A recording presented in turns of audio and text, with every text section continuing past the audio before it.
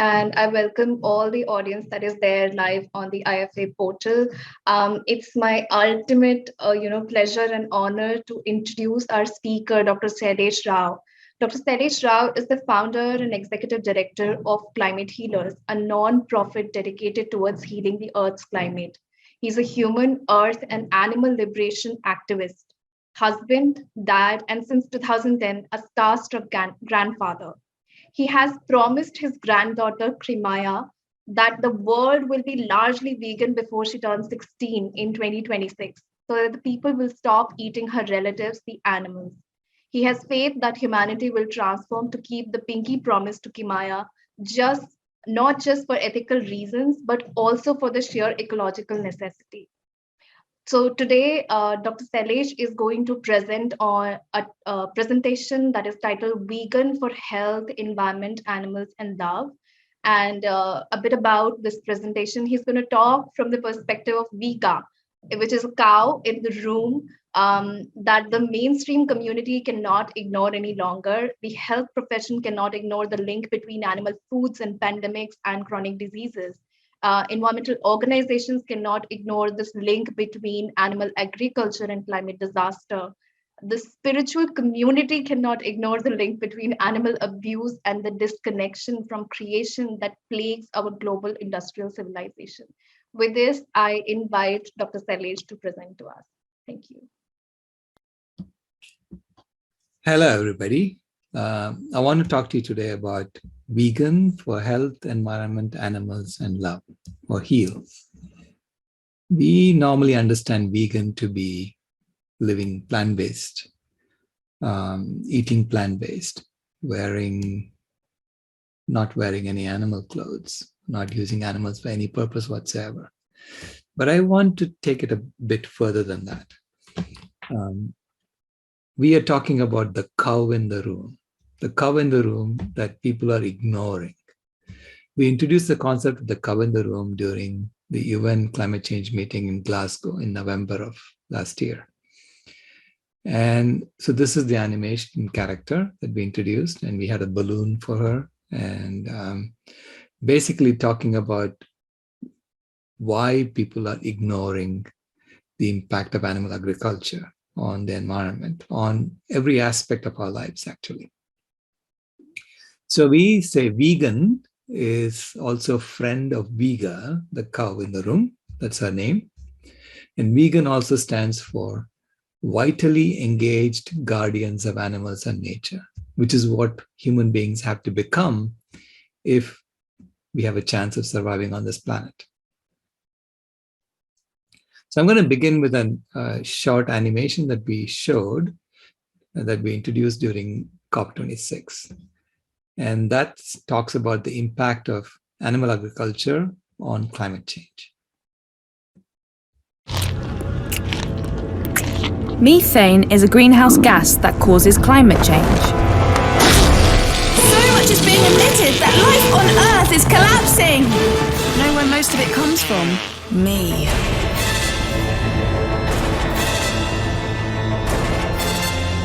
But it's not my fault. It's yours. There are over 1 billion cows now! To feed us, you tear down forests to create new grazing land. But we need trees to capture greenhouse gases. The climate disaster is human-made, not cow-made. But you can slow it. You can stop it.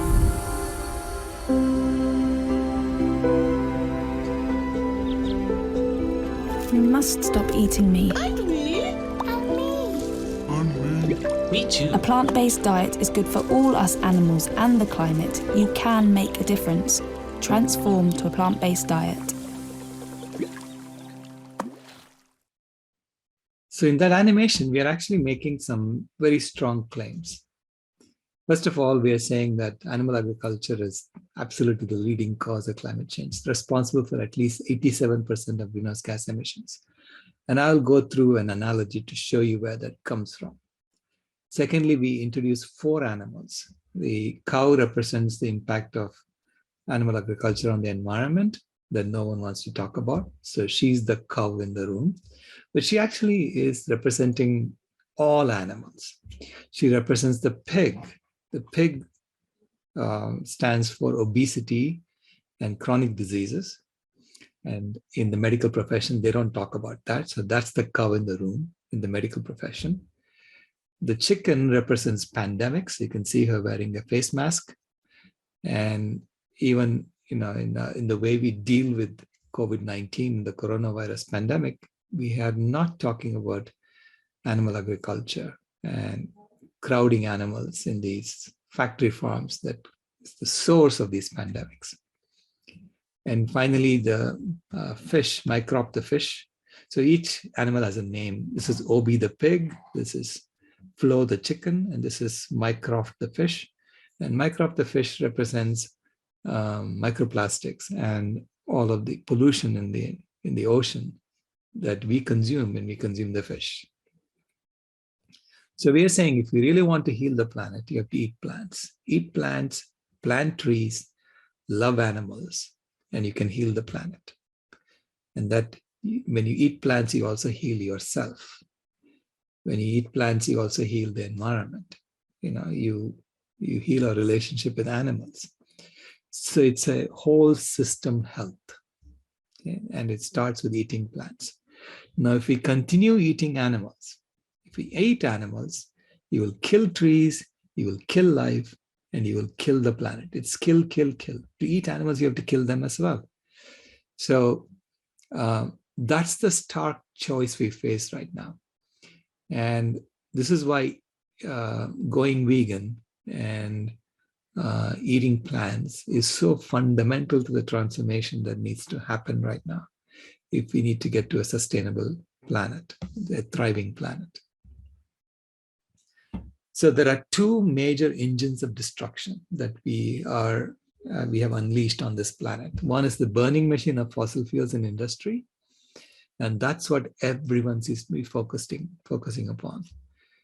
And the second is the killing machine of animal agriculture, and the killing machine that is killing 84 billion land animals every year, 1 to 3 trillion sea animals every year. And you would think, when you're killing this many animals, that maybe that has something to do with the fact that the planet is dying around you. And yet, no one wants to address it. They didn't even want to talk about it at COP26.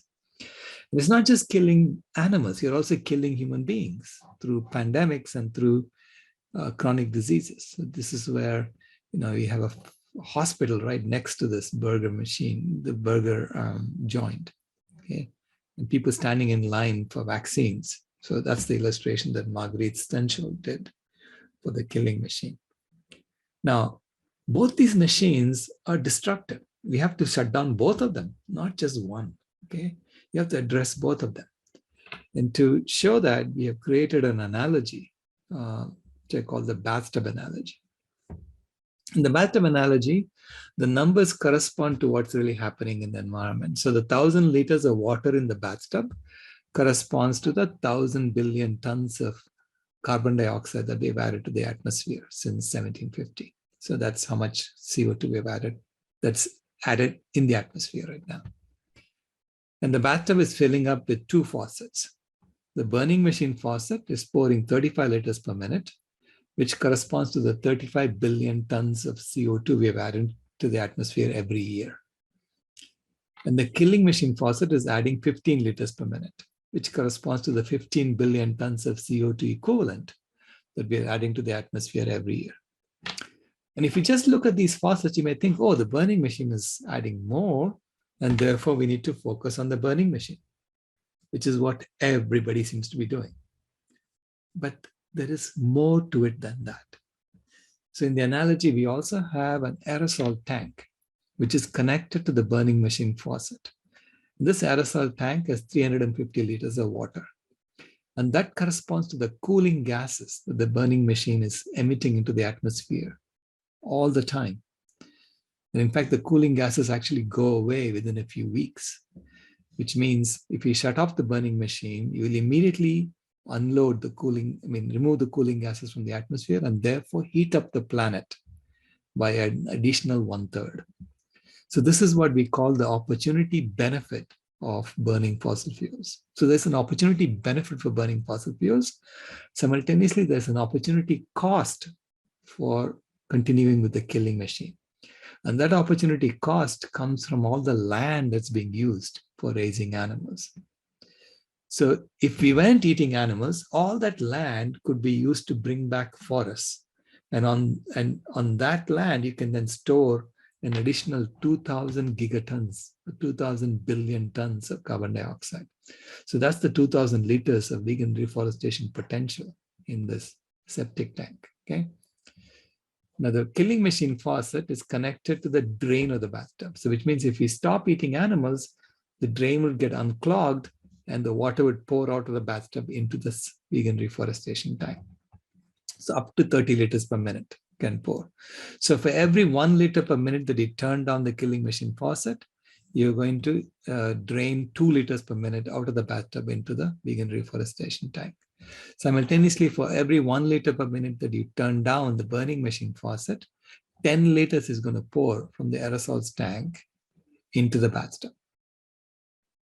Okay, and in the analogy, we are assuming that if the bathtub has more than 1,200 liters of water, the baby is going to drown. So baby represents all life on earth. Okay? And you could argue whether it is 1,200 liters or 1,250 liters, but somewhere in that region, the baby is definitely going to die because we are going to trigger a whole bunch of nonlinear feedback effects that will be out of control. So we know that. Okay? So from a systems engineering perspective, you ask, how would you solve this problem? How would you drain the bathtub, shut off the burning machine faucet and the killing machine faucet, and drain the bathtub without overflowing the vegan reforestation tank and without killing the baby? So that's the problem.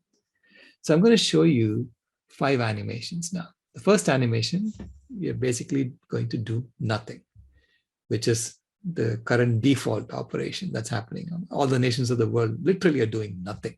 Okay, and we'll see what happens, how soon the baby will die. The second animation, we are going to just turn down the burning machine faucet by 15 liters per minute and see what happens, which is what everybody is trying to do. When you ignore so you're ignoring the cow in the room in that option.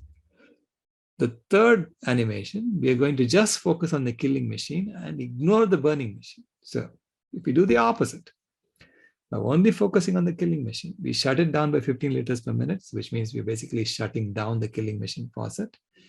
And we don't do anything to the burning machine faucet, we'll see what happens. And in the fourth animation, we're going to turn down both the killing machine by 15 liters per minute and the burning machine by 15 liters per minute, and then see what happens. And finally, I'm going to show you how would you solve this problem optimally.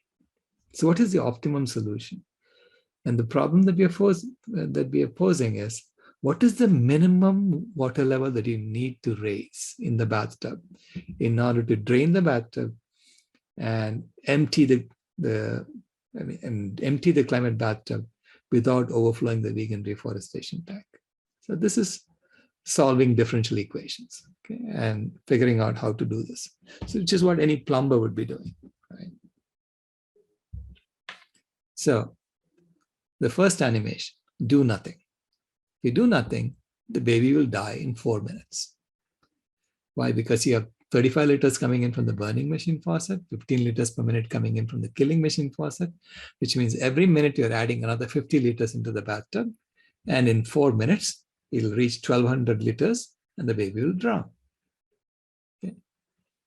So in 4 years, which means in reality, in 4 years, we're going to hit this turning point of no return. So clearly, we have to do something. We cannot do this. We cannot do nothing. Now, in the second animation, we are just going to focus on the burning machine only, which is what everybody is trying to do, and ignore the cow in the room. If we do that, we are literally going to kill the baby sooner. The baby will die in 1.4 minutes. Why? Because if you turn on the burning machine faucet by 15 liters per minute, then 150 liters is going to pour from the aerosols tank into the bathtub. And within 1.4 minutes, you're going to hit 1200 liters and the baby will drown. Now, as the baby is drowning, you don't get to go out and complain to Mother Nature. It's UN convention to ignore the opportunity cost and the opportunity benefits of our actions. And therefore, you shouldn't be killing the baby. No, she's going to kill the baby. This is why you need systems engineering to solve problems. Systems engineering is about looking at every aspect of your solution and understanding the implications of that and addressing it. So you have to take into account the opportunity cost because that's real. You have to take into account the opportunity benefit because it's real. It is happening in reality. Okay, so the baby is literally going to die sooner if you don't take into account the opportunity cost and opportunity benefit. Okay? This is why focusing on just the burning machine and not doing anything about the killing machine would be the greatest systems engineering blunder in the history of humanity. So let me repeat that. If we just focus on fossil fuels and don't do anything about animal agriculture and going vegan, you would be committing the greatest systems engineering blunder in the history of humanity. The third animation we're going to show you is only focus on the killing machine and don't do anything to the burning machine. So we're going to turn off the killing machine. So from 15 liters is going to go down to 0. So which means that you will open the drain and 30 liters is going to pour out of the bathtub into the vegan reforestation tank. And 35 liters is pouring in from the burning machine faucet. So which means effectively the bathtub is filling up at 5 liters per minute from the original 50 liters per minute. So that's a 90% reduction. That's where the 87% contribution of the killing machine comes from, okay? Taking into account the opportunity cost. But the baby still dies. Baby dies in 40 minutes. As any plumber will tell you, when you have a problem with the bathtub overflowing, you have to shut off both faucets. You have to shut off all the faucets. Yeah, so this is not so complicated to understand.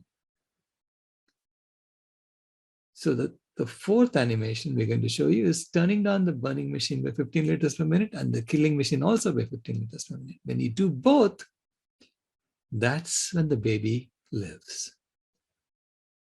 Because what will happen in that case is that you're going to get 20 liters coming in from the burning machine faucet and 30 liters draining out. So the water level in the bathtub keeps coming down and down. And as the water level in the bathtub keeps coming down, you can then turn on the burning machine faucet more and more and more, and eventually shut it off. Okay. So if you really want the baby to live, if you want all life on earth to survive, you have to address both animal agriculture and the fossil fuel engine. So you have to go vegan. And in fact, you have to go vegan as soon as possible, because that's the first thing you need to shut off completely.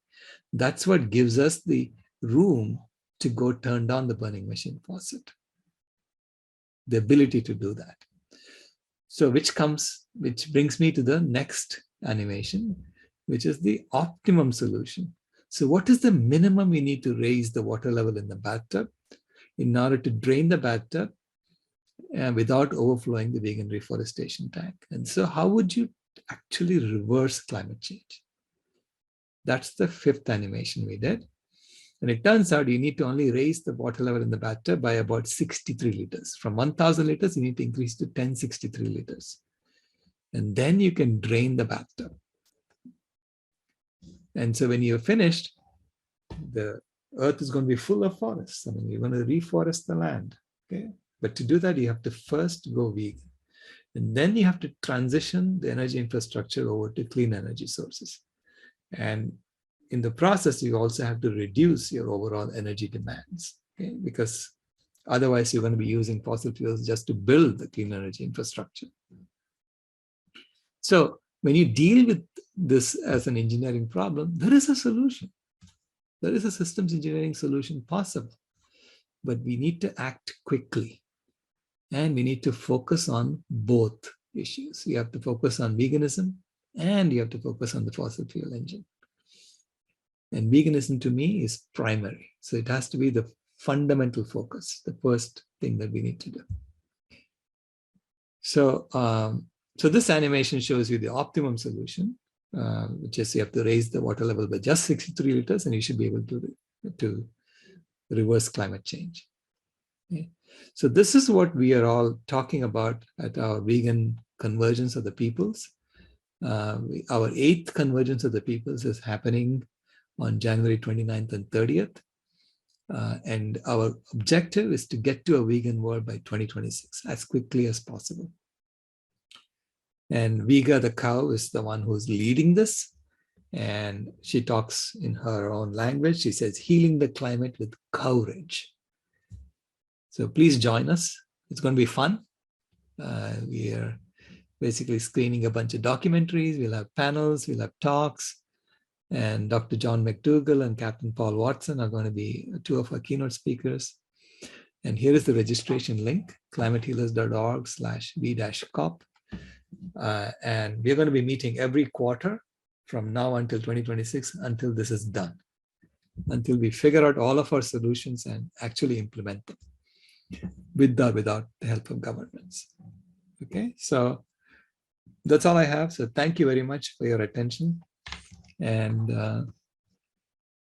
I will see you all very, very soon. So thank you, Dr. Sailesh, for a wonderful presentation. It's very, very elaborate and it's insightful to see this analogy of bathtub and to understand the impact that we have to really, really create now in a very short span of time. And it just becomes very, very crucial to us when you watch it like this. So thank you once again. We have some questions now that I would like to pose to you. So the first question is, you said we have to achieve the vegan world for protecting the planet and animals and our health with or without the help of the government. Don't you think the role of the government and having strong policies is undeniably crucial in achieving any major transformation? If not, then how can we achieve this? Good question. Actually, governments are followers, not leaders. You know, we have to do our work at the grassroots in order to get the governments to listen to us, because they tend to listen to the majority. Okay, so we have to become the majority for them to listen to us. As long as we are a niche, they don't pay too much attention to us because there are lots of others who are clamoring for attention at the same time. This is why I say it has to be done with or without the government. Of course, there are instances where government leaders have taken the initiative and dragged people along, you know, into certain actions. But that's rare. That's usually towards war or something like that. It has happened before. So for something like this, I think it's important for us to do the grassroots work. Thank you. Thank you for that. So the second question is, at one point you said in your presentation that with the present scale of damage, in about 4 years, we reach a tipping point from where it would be very difficult to come back. What kind of work and the intensity of this work has to be done by the environment organization and the animal protection organization then? Yeah, the rate at which we are killing wild animals, it's been growing exponentially. And the governments of the world actually, in COP26, they agreed to continue deforestation for another 9 years. So which means wild animals will be almost all gone. Okay, because we know that we wiped out 52% of wild animals between 1970 and 2010, which became 58% by 2012 and 68% by 2016. So we are in 2022, 6 years later. I think we are over 80%, if not more. Okay, that's my estimate. And we will only know by 2026 what happened in 2022, because it takes 4 years for the World Wildlife Fund to gather its statistics. And that's been the rate at which they've been reporting on this. So I say that there is no time to lose. We have to reverse this as quickly as possible. And the best way to reverse it is for us to turn the world vegan by 2026. That's pulling in the opposite direction of what the current system is doing. So I'll do a follow-up question to that, Dr. Sailesh. So you say that we have to turn the world vegan by 2026, but the challenges that we have are huge, immense in both breadth and in the length of it. So it's not just outside the vegan community that understands the importance of the matter. It is within the vegan community as well, because there are these very left and very right approaches to the subject, and some of us do want to look at it from the only perspective of animals, to the point where we exclude, in some sense, we also want to exclude humanity. How do you then see, what kind of work really needs to happen, and who should take the ownership of this? Well, it has to obviously include humans as well, because for me, this is a transformation that we are called to do as a species. Okay, and it is, I see it as part of nature. We have always been part of nature. And in nature, if you think about our role as a species, we have done something absolutely amazing compared to any other species, meaning we went from Africa and we spread throughout the world, okay, in the last ice age.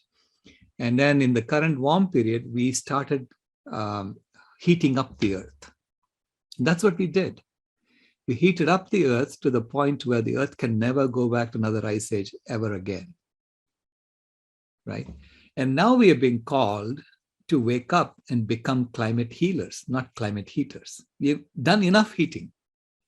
There isn't, so it's a natural transformation. It's like the elephant that's cutting down branches of trees, stops at a certain point, says, I don't want to cut anymore.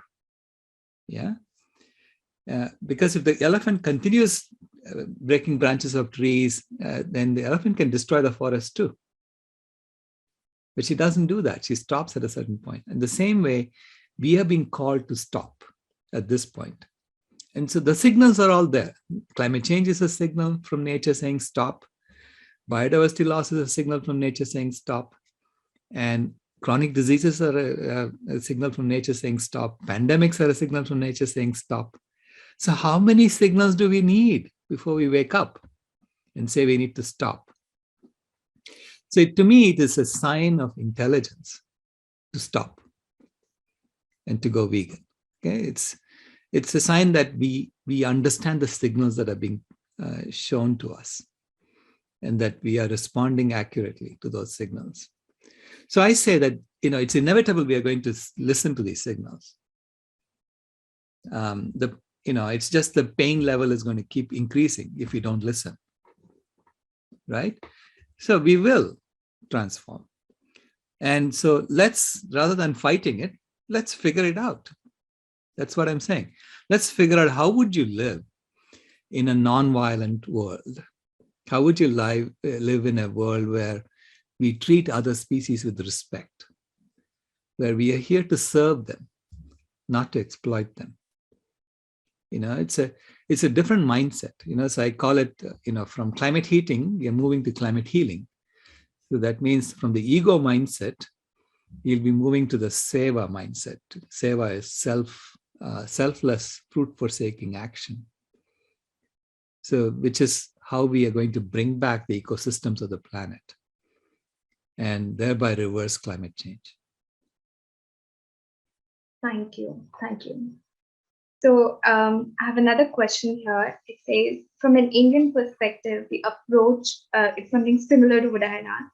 The approach to veganism in India is somewhere purely from an ethical perspective of seeing animals alone as an entity of something that has to be saved. Most organizations do not so much talk about climate change or do much about that climate change or zoonosis. We talk only about animals, even when it comes to plant-based diet. Is it critical to be intersectional and take all planetary issues into account when it comes to vegan advocacy? Oh, absolutely. It's critical to look at it from every angle, because some people can be reached from the ethical angle, some people can be reached from the environmental angle, and some people can be reached from the health angle. And all of these, and some people can be reached from a spiritual angle. Okay, so I call it health, environment, animals, and love. Those are the four pillars of veganism. Okay? And that's the four pillars that help us uplift veganism to a point where everyone sees that that's where we need to be, that all of us need to be. Okay, so why would you not use the tools at your disposal, right? Why would you not tell the whole story? So at Climate Healers, we do all of them. We talk about all of them because we don't know how certain people can be reached. So it depends on the person, right, who you're talking to.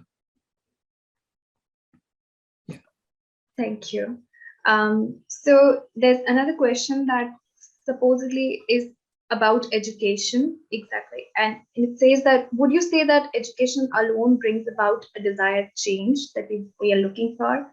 If yes, then how, and then what level and kind of education do we have to be doing? It is, well, education is one of the most important aspects. So we have 7 strategic actions at Climate Healers that we work on. And the first is education, education, education, okay, which is tell people, because a lot of people don't know. In fact, 90% of Americans think that meat is the only source of protein. That's how much we have been brainwashed in our schools and in our education system. Okay, so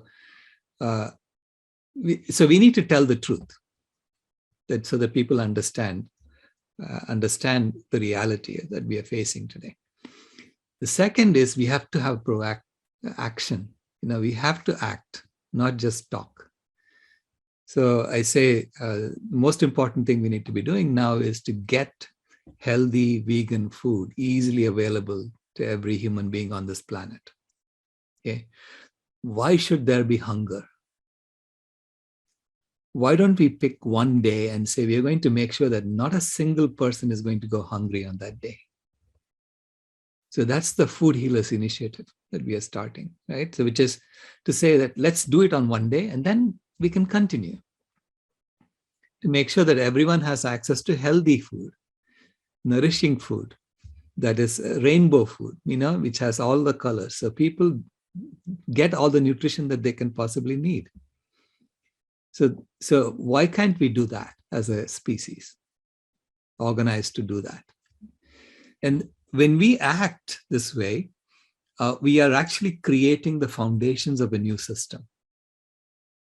Okay? Because in the current system, we have taken it as normal that people are going to starve to death. That 20 million people are dying every year from hunger-related causes. And but that's not normal. I mean, this is why I talk about the cow and talk about moo sense of a cow. If you have food sitting out there, you eat it. Whereas right now we have food being thrown away and people going hungry because they don't have enough money to pay for the food. So no cow would ever do that, right? Thank you for that answer. There's this one more question that says, it is about the ratio of climate change healing to making a slight shift. It's sort of like, how do you see this ratio? How do you measure what kind of shift is required? And you've talked about, I think it's about crucial, how urgent and how crucial it is to work on reversing the climate crisis right now, and the fact that people make slight change in their lifestyles. How do you then relate some small changes made by people to this wider impact that we have to receive? How do you measure it? That's the question. Well, social change is fundamentally dependent on individual transformation. Social change only happens when lots of individuals transform themselves, and then they become the majority. That's how social change happens. So this is Gandhi. Gandhi told us, this is why he said, "Be the change you want to see in the world." Okay, and so this is why I say that it's very important for every one of us to do what we can, because when every one of us do what we can, the momentum that we build together causes change to happen. So think about, why is McDonald's offering McPlant burgers in the UK? Or why is Starbucks? Why did Starbucks eliminate the the plant-based milk premium in the UK? Normally they charge like 70 cents more if you want plant-based milks in the US. Okay, they still do. But they eliminated the surcharge in the UK. Why did they do that? Because people were walking out of their stores. There were vegans. There were more and more people who were going vegan in the UK, and they're refusing to come into Starbucks or refusing to come into McDonald's because they don't have vegan options, or they're penalizing the vegan options. So that is consumer power. Okay? That's the power of the individual as a collective. When lots of individuals make the same transformation, we create power as a collective. Okay, so McDonald's and Starbucks are not trying to promote veganism. Let me make it very clear to you. That's the last thing on their mind. They're being forced. They're coming along kicking and screaming to the vegan party. Okay?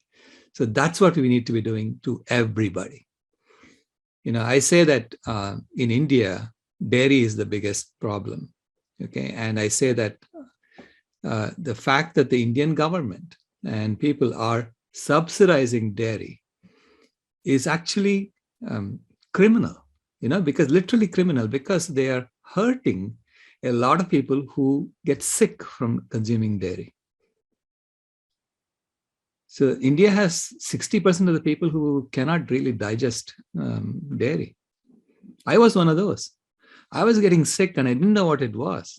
Okay, I had chronic illness, I had arthritis, and finally I discovered it was dairy that was causing it, because as soon as I stopped consuming dairy, all my problems went away. And all along, my doctors were telling me, "Oh, you have to have pain medication. You have to have this." So it was all being treated through medicine as opposed to looking at the root cause. So I say that individual transformation is critical for social change to happen. Thank you, Dr. Sailesh. And that sort of brings us to an end of the questions. But in just, in a bit, if I can ask like a personal question also as part of a vegan advocacy campaign. There is this sense of, there's an understanding that the urgency of the matter is too much.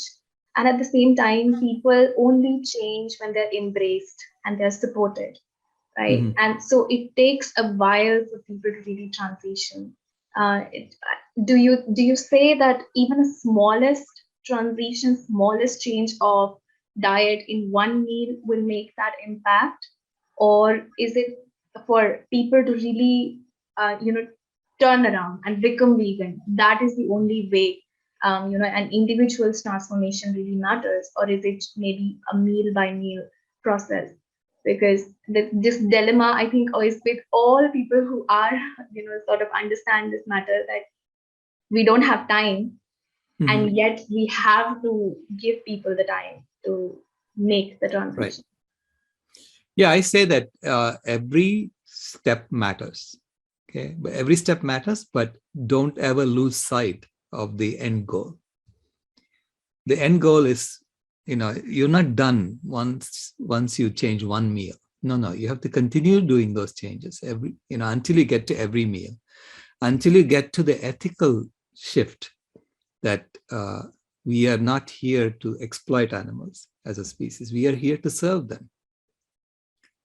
So we are here to take care of them, take care of their environment, because we are the climate harmonizing species on the planet.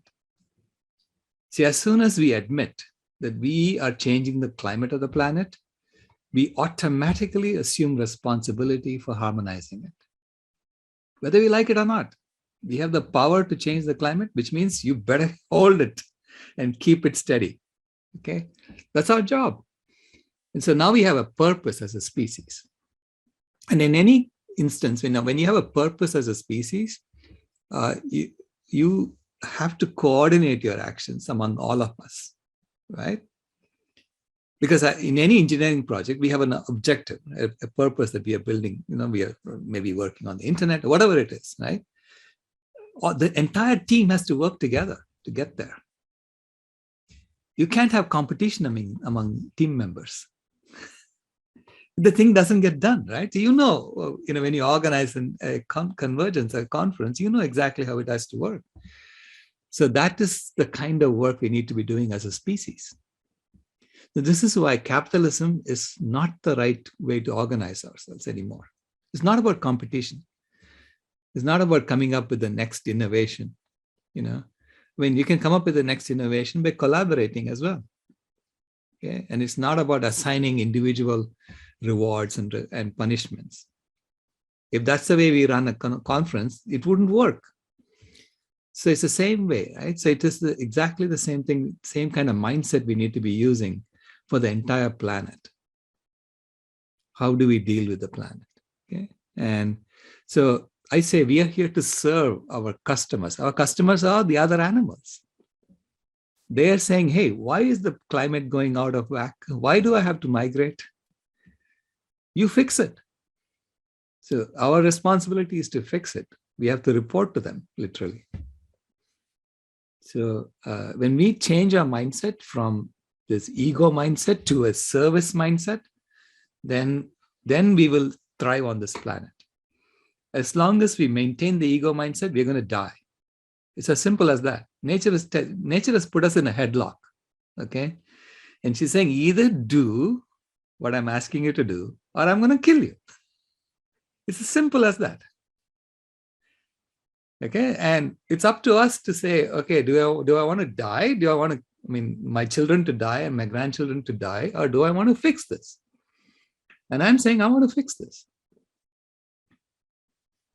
I want to change the mindset. I want to help people see that we are part of the greatest transformation in human history. Okay, this is transforming from a climate heating species to a climate healing species. Yeah. And then we'll become a climate harmonizing species once we heal the climate. Okay, once we are successful at healing the climate, we can become a climate harmonizing species. But right now we have to shift from heating to healing. Yes, thank you. So that is about it. And this brings us to the conclusion of the session. Thank you so much for being here, for answering all the questions patiently and taking your time out despite being at such a far distance from us and making time in your schedule for this. Thank you. My And pleasure. thank you to the audience.